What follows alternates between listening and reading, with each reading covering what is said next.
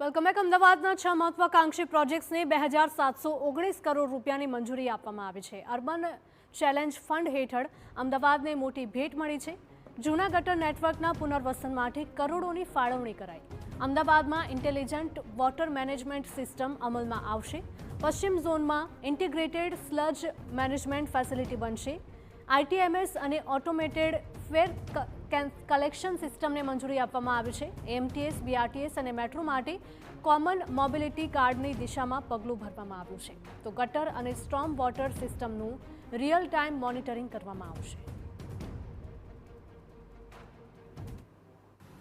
અમદાવાદ શહેરના સૌ નાગરિકો વતી માન્ય વડાપ્રધાન શ્રી, માન્ય મુખ્યમંત્રી શ્રી અને માન્ય કેન્દ્રીય ગૃહ અને સહકારિતા મંત્રીનો આભાર માનીશું કે જે કરીને આપણા અમદાવાદને જૂની ભૂગર્ભ ગટરો માટે રિહેબિલિટેશન અને બાકીના કામો કરવા માટે જે રાજ્ય સરકાર દ્વારા આજે પ્રેસ કરવામાં આવી છે એમનો બધાનો આભાર માનીશું કે જેથી કરી અમદાવાદ મહાનગરના 2719 કરોડ રૂપિયાની મતબાર રકમ અમદાવાદને ફાળવવામાં આવી છે। એમાં 50%, 25% ગુજરાત સરકાર અને 25% કેન્દ્ર સરકારની સહાય મળવાની છે।